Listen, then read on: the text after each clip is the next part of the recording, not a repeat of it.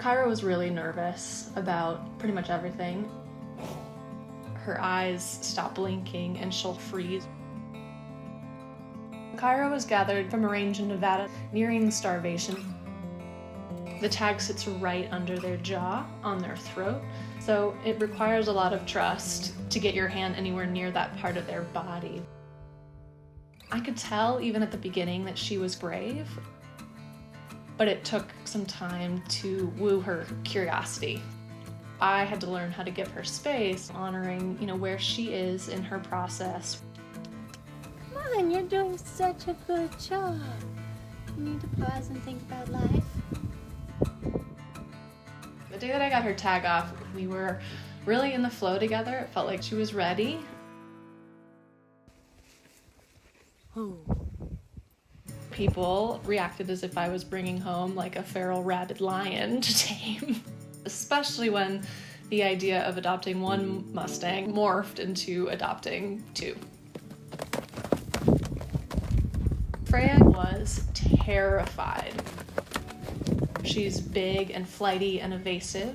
There were a number of days that I really had my doubts about whether or not I was the right person for her.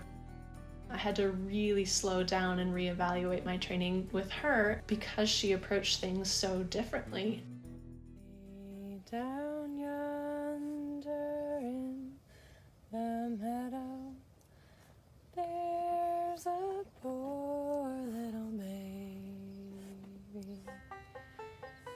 The two of them would stand nose to tail, so I couldn't get to the front of one without being in kicking range of the other. While it made connecting with each one of them individually more challenging, ultimately it was a really good decision for their sakes because they had each other. The big turning point one day was when they were both laying down.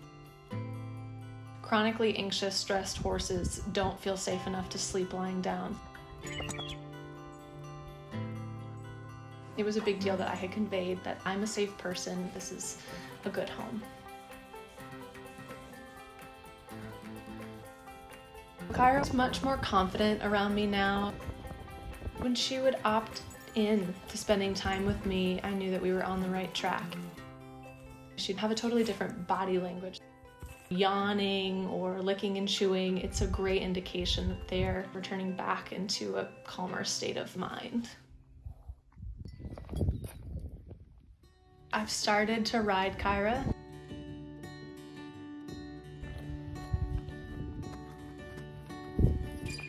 Which is an incredible feeling. But what we accomplish is less important to me than how we get there. They've taught me more than I've taught them in what they need when they need it. There are some things that I did at the onset that I wouldn't do again. My hopes are changing daily. I'll usually go out to see them with some idea of a plan in mind, and then I listen. And a lot of times I just throw out the plan and we sit in the field and do nothing and watch the sun come up and take it all in.